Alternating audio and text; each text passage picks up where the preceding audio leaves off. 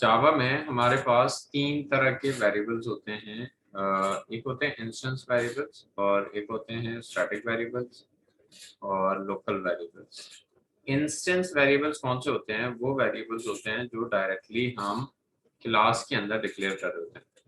For example हमारे पास एक class है, अगर मैंने क्लास बना दी एम्प्लॉय और इस क्लास के अंदर हमने एक वेरिएबल डिक्लेयर कर दिया, for example string emp underscore name, तो ये हमारे पास इंस्टेंस वेरिएबल कहलाता है। ठीक है, ये वेरिएबल जो होता है ये इंस्टेंस वेरिएबल होता है, इंस्टेंस वेरिएबल। ठीक है, और अगर आप कोई ऐसा वेरिएबल बनाना चाहते हैं जिसके साथ स्टैटिक कीवर्ड लगा देंगे, फॉर एग्जांपल आपने स्टैटिक स्ट्रिंग कॉन्टैक्ट के नाम से आपने एक वेरिएबल बनाया, तो इसके साथ स्टैटिक कीवर्ड होता है, इस वजह से ये फिर इंस्टेंस वेरिएबल नहीं रहता, इसको आप स्टैटिक वेरिएबल कहते हैं। ये होता तो क्लास के अंदर है, लेकिन ये फिर शेयर्ड मेमोरी के अंदर स्टोर हो जाता है, जिसकी वजह से आप इसको विदाउट क्लास के ऑब्जेक्ट को क्रिएट किए हुए एक्सेस कर सकते हैं। मींस ये फुली डिपेंडेंट नहीं होता आपकी क्लास के ऊपर,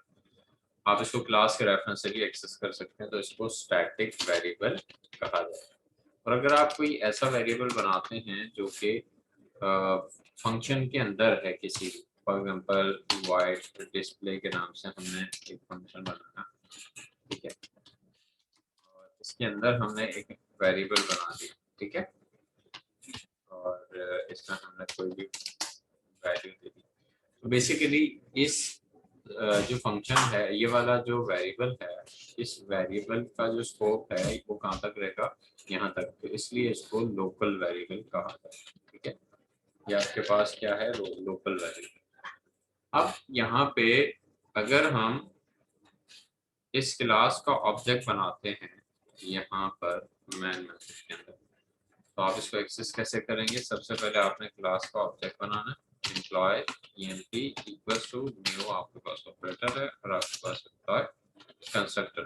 ठीक है, इसका आपने ऑब्जेक्ट बनाया, ऑब्जेक्ट बनाने के बाद इसमें स्टेट हो गई एम्प्लॉय। अच्छा, उसके बाद अगर आप इन वेरिएबल्स को एक्सेस करते हो तो आप कैसे कर सकते हो जावा के अंदर? ठीक है, आपके पास जो इंस्टेंस वेरिएबल है वो कुछ इस तरह से दिख रहा है। ठीक है, कि आपके पास है इंस्टेंस वेरिएबल। अच्छा, ये तो आपके पास इजीली एक्सेसिबल हो जाएगा ऑब्जेक्ट के। उसके बाद जो स्टैटिक वेरिएबल है, इसको आप, ये आपके ऑब्जेक्ट पे डिपेंडेंट नहीं होता। ठीक है, अगर आप इसके ऑब्जेक्ट को भले रिमूव कर दें और आप अपनी क्लास के थ्रू डायरेक्टली आप इसको एक्सेस करना चाहें तो आप एक्सेस कर सकते हैं, क्योंकि ये शेयर्ड होता है। ठीक है, तो यहाँ पे ये जो कॉन्टैक्ट है वो आपका इजीली यहाँ पे एक्सेसिबल हो जाएगा और आप इसको कोई भी वैल्यू यहाँ से असाइन कर सकते हैं आपकी। जबकि जो आपका इंस्टेंस वेरिएबल होता है, इंस्टेंस वेरिएबल जो है वो ऑब्जेक्ट के थ्रू ही एक्सेस होता है। उसके अलावा आपके पास जो लोकल वेरिएबल होता है वो क्योंकि किसी फंक्शन या किसी ब्लॉक के अंदर एग्जिस्ट करता है और उसका स्कोप वहीं तक का होता है। ठीक है, लेकिन आप इसके अंदर जो भी, जिस तरह का भी कुछ टास्क परफॉर्म करना चाहते हैं और आप इस फंक्शन को डिस्प्ले करेंगे तो वो बेसिकली वो टास्क आपको परफॉर्म करके दे रहा होगा। लेकिन अगर आप चाहते हैं कि सिर्फ इस वेरिएबल को हम यहाँ पे प्रिंट कर दें तो ऐसा पॉसिबल नहीं है, क्योंकि ये लोकल वेरिएबल है। ठीक है, इसके अलावा आप ये कर सकते हैं कि इसको ऊपर अगर आप रखना चाहें तो फिर आप इसको प्रिंट कर सकते हैं, नहीं तो आप इसको फंक्शन के थ्रू ही कॉल कर सकते हैं। ठीक है, तो ये आपके पास कुछ इंस्टेंस वेरिएबल्स हैं और कुछ लोकल वेरिएबल्स हैं और स्टैटिक वेरिएबल्स, तो ये तीन तरह के बेसिकली आपके पास वेरिएबल्स होते हैं। और अगर हम मेथड की बात करें तो मेथड भी आपके पास कुछ इसी तरह के होते हैं। अगर आप मेथड डायरेक्टली क्लास के अंदर आप यहाँ पे बना रहे हैं, ये इंस्टेंस मेथड कहलाता है। अगर आप इसके साथ स्टैटिक का कीवर्ड रखते हैं तो ये आपके पास स्टैटिक मेथड बन जाएगा, फिर आप इसको क्लास के ऑब्जेक्ट क्रिएट किए बगैर ही एक्सेस कर सकते हैं। और उसके बाद अगर आपने लोकल मेथड, तो डेफिनेटली होता नहीं है, बेसिकली यहाँ पे ही आप इस मेथड को बनाते हैं। उसके अलावा अगर आप कोई यहाँ पे कुछ इंस्टेंस वेरिएबल्स को यूज करते हुए हम यहाँ पे कुछ एक्सेस कर सकते हैं, तो मैं यहाँ पे एक वेरिएबल बनाता हूँ, मैं एक बना देता हूँ कॉन्टैक्ट, एक बना देता हूँ ईमेल। तो ये हमारे पास तीन जो है वो वेरिएबल बने हुए हैं, ये इंस्टेंस वेरिएबल था और एक मैं इंटीजर सैलरी के नाम से बना दूँ। तो ये हमारे पास कुछ वेरिएबल्स बन गए इस क्लास के अंदर सिंपल। तो इन वेरिएबल्स को एक्सेस करने के लिए हमें क्या करना पड़ेगा, इस क्लास का ऑब्जेक्ट बनाना पड़ेगा और ऑब्जेक्ट बनाने के बाद यहाँ से इस क्लास का जो भी ऑब्जेक्ट होगा, जैसे EMP इस क्लास का ऑब्जेक्ट है, तो आपने डॉट करना है तो आपके पास ये इस तरह से एक्सेसिबल होगा और उसके बाद यहाँ से आपने इसमें वैल्यूज असाइन करनी है। जैसे फॉर एग्जांपल यहाँ पे हमने एक वैल्यू असाइन कर दी नेम में, उसके बाद EMP डॉट कॉन्टेक्ट है, कॉन्टेक्ट में आपने कोई भी वैल्यू, कौन से वेरिएबल में आप पहले वैल्यू असाइन कर रहे हैं, कौन से वेरिएबल में आप बाद में, कोई फर्क नहीं पड़ता, बस आपने इनको यूज करना है इस तरह से। और इसके बाद आपके पास है नेम है, कॉन्टैक्ट है, ईमेल आपने यहाँ पे कर दिया और ईमेल में आपने यहाँ पे उसका ईमेल एड्रेस पुट कर दिया स्ट्रिंग वेरिएबल में EMP डॉट, इसके बाद आपके पास है सैलरी। तो सैलरी जो है वो आपके पास इंटीजर है तो इसको आप डायरेक्टली इस तरह से लिख सकते हैं। उसके बाद आप इसको प्रिंट कैसे करेंगे, अगर आप नेटबीन के अंदर शॉर्टकट वे में लिखना कॉल करना चाहते हैं सिस्टम डॉट प्रिंट LN को, तो आप SOUT लिख के टैग करेंगे ऐसे। अगर आप ऐसे करना चाहते हैं SOUT लिख के टैग का बटन प्रेस करेंगे तो आपके पास ये कॉल भी करके देगा, नहीं तो आप directly system dot out dot print लिख सकते हैं। अच्छा, उसके बाद आपने यहाँ पे सपोज इनको प्रिंट करना है तो मैं नेम के सामने EMP डॉट जो आपका नेम है इसको प्रिंट कर देता हूँ और उसके बाद इसको कॉपी पेस्ट करते हैं और यहाँ पे हमने रख दिया कॉन्टैक्ट और उसके बाद हमने यहाँ पे रख दिया ईमेल और यहाँ पे आपके पास सैलरी। ठीक है, तो ये आपके पास कुछ इस तरह से आ जाएगा। इसको मैं थोड़ा सा स्पेस दे देता हूँ ताकि ये सीक्वेंस में दिखे। उसके बाद कॉन्टैक्ट जो है उसका वेरिएबल आपने यहाँ पे कॉल कर देना है, उसके बाद ईमेल का वेरिएबल आपने कॉल कर देना और यहाँ पे आपके पास आ जाएगा सैलरी का वेरिएबल। इसको रन करते हैं और रन करके देखते हैं तो ये आपके पास एक अलग से हमने क्लास भी बना ली, उसका ऑब्जेक्ट भी बना लिया, प्लस उसके जो इंस्टेंस वेरिएबल्स हैं उनको हमने यहाँ पे प्रिंट भी करके देख दिया, उसमें वैल्यू भी दे दी और प्लस उसको हमने प्रिंट भी करके देख दिया। तो ये आपके पास यहाँ तक इंस्टेंस वेरिएबल्स के ऊपर हमने काम किया। अच्छा जी, लास्ट जो हमने पढ़ा था उसमें वेरिएबल्स को पढ़ा था और वेरिएबल्स की टाइप्स को देखा था। वेरिएबल्स जब भी हम बनाते हैं तो उसमें डेटा टाइप्स की भी जरूरत पड़ती है आपको। तो हमारे पास डेटा कितने टाइप्स का होता है, डेटा टाइप्स जो होती हैं दो तरह की डेटा टाइप्स होती हैं, दो कैटेगरीज होती हैं इसकी, एक प्रिमिटिव डेटा टाइप्स होती हैं और एक आपके पास रेफरेंस डेटा टाइप्स होती हैं। Primitive data types mostly single values के ऊपर काम कर रही होती है, इसको स्केलर डेटा टाइप भी कहा जाता है। ठीक है, तो ये प्रिमिटिव डेटा टाइप्स हैं जिसमें इंटीजर है, इंटीजर की कैटेगरी में बाइट है, शॉर्ट है, इंटीजर है और लॉन्ग है, इनके डिफरेंट साइज होते हैं। ठीक है, और फ्लोट जो है वो आपके पास ये इसी कैटेगरी में हम पॉइंट्स में वैल्यू दे रहे होते हैं बेसिकली, तो यहाँ पे फ्लोट और डबल है।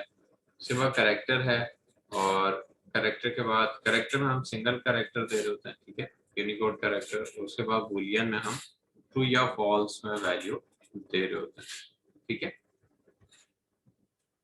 अच्छा उसके बाद इंटीजर जो डेटा टाइप्स हैं उसमें बाइट है, तो बाइट आपके पास 8 बिट जो है वो मेमोरी स्पेस लेता है आपके पास। ठीक है, जावा के अंदर, और इसमें नेगेटिव आप 128 और पॉजिटिव 127 वैल्यूज, तो टोटल अगर आप मिलाएं तो 255 वैल्यूज बनती हैं। तो अगर आपको स्मॉल पीस ऑफ वैल्यूज चाहिए जिसमें इंटीजर में आपने स्मॉल पीस ऑफ वैल्यूज देनी, फिर आप उसको बाइट वेरिएबल में रख सकते हैं। शॉर्ट वेरिएबल जो है ये बिल्कुल वैसे ही है, ये 16 बिट मेमोरी स्पेस लेता है और जैसे सी लैंग्वेज के अंदर इंटीजर डेटा टाइप का जितना साइज होता था उतना यहाँ पे शॉर्ट का। उसके बाद इंटीजर जो है, इंटीजर आपके पास 11 प्रेसिडेंस तक एक्सेप्ट करता है, 11 डिजिट तक। ठीक है, उसमें ये नेगेटिव वैल्यू और पॉजिटिव वैल्यू दोनों मिलाएं तो आपके पास ये 32 बिट मेमोरी स्पेस लेता है अगर आप एक इंटीजर वेरिएबल रखते हैं। उस इससे भी डबल साइज का होता है लॉन्ग। अगर आपको बहुत ही ज्यादा इंटीजर वैल्यू स्टोर करनी होती है तो फिर आप 64 डिजिट बिट टाइप स्टोर कर सकते हैं लॉन्ग, ठीक है। ये 19 प्रेसिडेंस तक ऑलमोस्ट लेता है। उसके बाद फ्लोटिंग पॉइंट वैल्यूज हैं, जिसमें फ्लोट है ये 32 बिट ऑलमोस्ट इंटीजर के साइज जितना साइज है इसका, लेकिन आप पॉइंट में वैल्यू स्टोर कर सकते हैं। इसी तरह डबल है तो इसका लॉन्ग जितना साइज होता है मेमोरी स्पेस, ये 64 बिट स्टोरेज लेता है आपके पास, ठीक है। उसके अलावा कैरेक्टर टाइप से होती हैं वो आपके पास में, आप सिंगल कोट में कोई भी वैल्यू दे सकते हैं। बुलियन टाइप जो होती है आपके पास, इसमें आप ट्रू या फॉल्स बता रहे होते हैं, ठीक है। तो ये आपके पास जो है डेटा टाइप्स हैं। और उसके बाद रेफरेंस डेटा टाइप्स कौन सी होती हैं, जिसमें आप रेफरेंस पे काम कर रहे होते हैं, जैसे एरे है, क्लास है, इंटरफेसेस हैं। तो एरे में आप सेवरल आइटम स्टोर कर रहे होते हैं सिमिलर टाइप के। क्लास जो है वो इसमें आप इंस्टेंस वेरिएबल्स, इंस्टेंस मेथड जैसे भी हमने बनाया हुआ आप बना सकते हैं।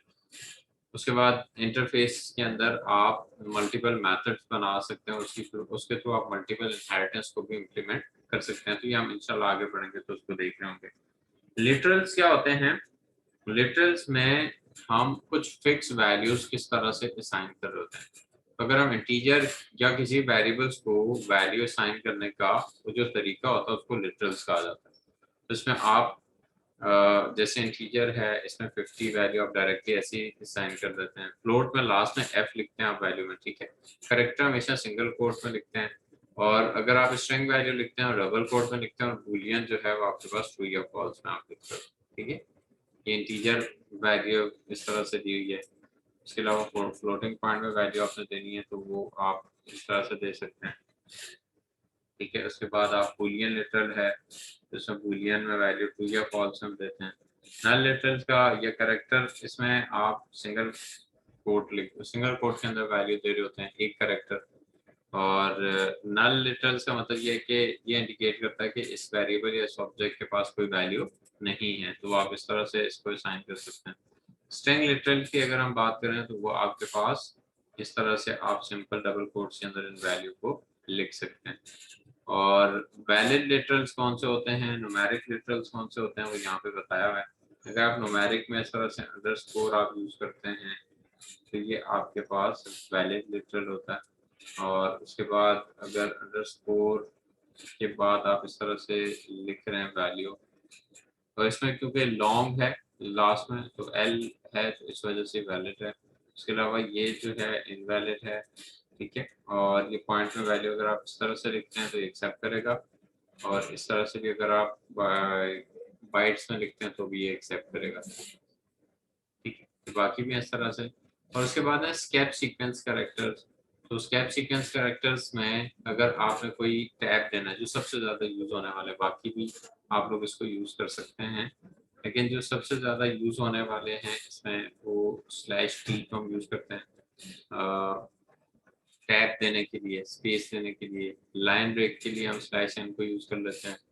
तो सिंगल कोट में अगर आपने कोई वैल्यू लिखनी है तो आप सिंगल कोट के बाद कोटेशन मार्क कर लें, और इस तरह से अगर आप ये करना चाहते हैं तो यहाँ पे, अच्छा मैं इसको थोड़ी देर के लिए यहाँ तक रिमूव कर देता हूँ। और अगर आप चाहते हैं यहाँ पे जैसे आपने लिखा हेलो वर्ल्ड, तो हेलो वर्ल्ड के बीच में मैंने स्पेस खत्म कर दिया और /t लिख दिया। अच्छा इससे क्या होगा, ये स्टेप सीक्वेंस कैरेक्टर है, इसमें ये खुद ही एक टैग दे देगा, ठीक है। और अगर आप इसमें मल्टीपल टैग्स ऐड करना चाहते हैं तो आप कर सकते हैं /t, ये आपके पास कुछ इस तरह से वैल्यू को दे रहा होगा, ये इसमें टैग ज्यादा आ गए। इसी तरह से आप लाइन ब्रेक के लिए भी, फॉर एग्जांपल आपने यहाँ पे कोई वैल्यू लिखी हेलो वर्ल्ड, और आप चाहते हैं कि हेलो वर्ल्ड, हेलो के बाद भी लाइन ब्रेक हो तो /n को हम यूज कर लेते हैं। तो ये आपके पास हेलो के बाद लाइन ब्रेक हो गई। अगर आप चाहते हैं कि कोई वैल्यू आपको सिंगल कोट्स के अंदर लिखे तो आप स्लैश लगाएंगे, उसके बाद सिंगल कोट, फिर आपने हेलो लिखा, फिर सिंगल कोट, तो ये आपके पास कुछ इस तरह से वैल्यू प्रिंट होके आएगी। ये सिंगल कोटेशन के अंदर आपके पास आउटपुट आ गया। और अगर आप इसको डबल कोट्स के अंदर लिखना चाहते हैं तो फिर आप क्या करेंगे, स्लैश के बाद डबल कोट, फिर इसके बाद आपने हेलो लिखा, फिर / फिर डबल कोट क्लोज। तो इस तरह से आपके पास ये वैल्यू डबल कोटेशन के अंदर यहाँ पे आपको दिखेगा। उसके बाद अगर आप कहीं स्लैश को ऐड करना चाहते हैं तो आप 2 बार स्लैश को यूज करेंगे, उसके बाद आप कोई भी वैल्यू लिखते हैं तो आपके पास वो सिंगल स्लैश आपके पास एक ऐड होके आ जाएगा। ठीक है, तो ये आपके पास कुछ स्केप सीक्वेंस कैरेक्टर्स होते हैं, आप इनको इस तरह से यूज करते हैं। अगर आप स्लैश बी को यूज करते हैं तो ये बेसिकली बैक स्पेस का काम करता है। ठीक है, तो ये क्या करेगा, इसमें से डी को रिमूव कर देगा। और अगर मैं यहाँ पे भी स्लैश बी ऐड करता हूँ तो ये आपके पास ये इसके बी को भी रिमूव कर दिया और इसने वर्ल्ड के डी को भी रिमूव कर दिया और इसने एल को भी रिमूव कर दिया, दोनों कैरेक्टर्स को इसने रिमूव कर दिया। तो ये आपके पास है कुछ स्कैप सीक्वेंस कैरेक्टर्स।